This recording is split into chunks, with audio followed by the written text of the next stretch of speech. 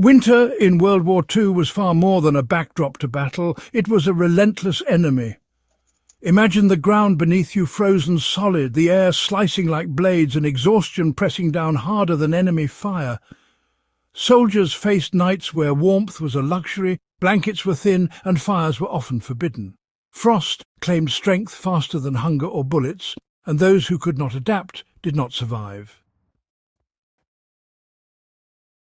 Yet amid these unforgiving conditions, soldiers discovered resourceful ways to endure, turning ordinary materials into life-saving tools. These methods are more than historical curiosities. They are lessons in ingenuity, endurance, and the human will to survive. Bricks, often scattered amidst ruins, became silent allies against the cold. During the day, soldiers would heat bricks near fires or stoves.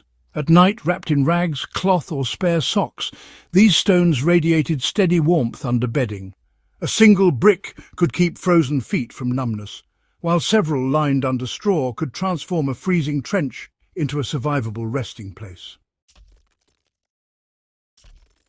Though heavy and requiring daily reheating, brick warmers were a tangible source of comfort and hope, a reminder that even simple materials could outsmart the harshest winter nights. In open trenches or exposed positions, wind could sap body heat faster than frostbite ever would. Soldiers turned snow into a defensive tool, building thick walls around dugouts. Packed tight, these walls blocked icy gusts, creating pockets of relatively warmer air. The construction was exhausting, and a sudden thaw could reduce hours of labour to slush, yet the immediate benefits were undeniable. Inside these snow barriers, soldiers found quieter air, steadier candles, and moments of reprieve in otherwise merciless cold. Snow, once feared, became a shield against the elements. Clothing and blankets were often insufficient against creeping cold. Newspapers, pamphlets, and discarded letters were pressed into service as insulation. Layered under uniforms or stuffed into boots, paper trapped air and retained body heat, significantly slowing the onset of frostbite.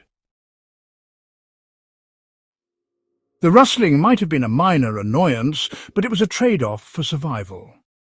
Paper insulation, however, had limits. Once wet, it lost effectiveness and required careful replacement.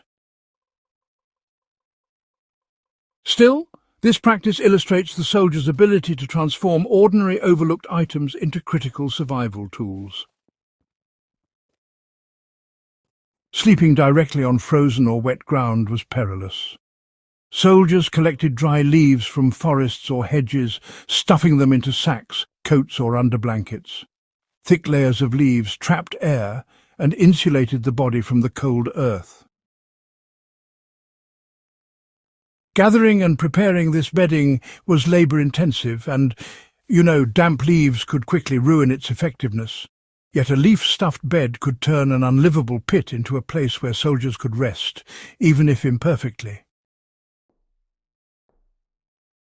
This technique shows the profound importance of improvisation and resourcefulness in the field. Fires were risky, easily giving away positions, but, warmth remained essential. Soldiers discovered that boiling water in cooking pots could provide steam, gently warming dugouts or shelters. Damp clothing or frozen boots near the steam could thaw, offering temporary relief. While moisture accumulation and limited fuel presented challenges, the method offered a quiet, controlled way to create warmth without the visible flames that might draw enemy attention. Stones gathered from ruins or riverbeds were heated beside embers and wrapped in cloth to radiate heat over time. These crude packs were placed under bedding, inside boots, or near the centre of dugouts to provide steady warmth. Stones cooled gradually, extending the benefit beyond what fire alone could offer. Careful handling was essential to prevent burns or accidental cracks, but these heated stones became a portable and reliable source of survival against relentless frost. Fields and barns provided another overlooked resource: straw. Soldiers stuffed jackets, trousers, boots and bedrolls with dry stalks, creating insulation that trapped air and blocked cold. Though bulky and requiring frequent replacement when damp, straw dramatically increased warmth in the absence of proper winter gear. Its use underscores a recurring theme of World War II winter survival necessity, drove innovation using the most immediate local materials. Gloves were scarce, and exposed hands quickly succumbed to frostbite. Soldiers repurposed wool socks, sliding them over hands to act as mittens. Sometimes socks were cut or layered to allow dexterity while preserving warmth. Wet socks or frayed wool presented limitations, but in freezing conditions, these makeshift coverings allowed soldiers to maintain function in critical moments. The improvisation demonstrates how even basic clothing could be adapted to protect life and maintain operational capability. Maintaining a discrete heat source was vital. Soldiers discovered that burying glowing embers under a layer of ash preserved warmth and minimized smoke, allowing fires to be safely reignited the next day.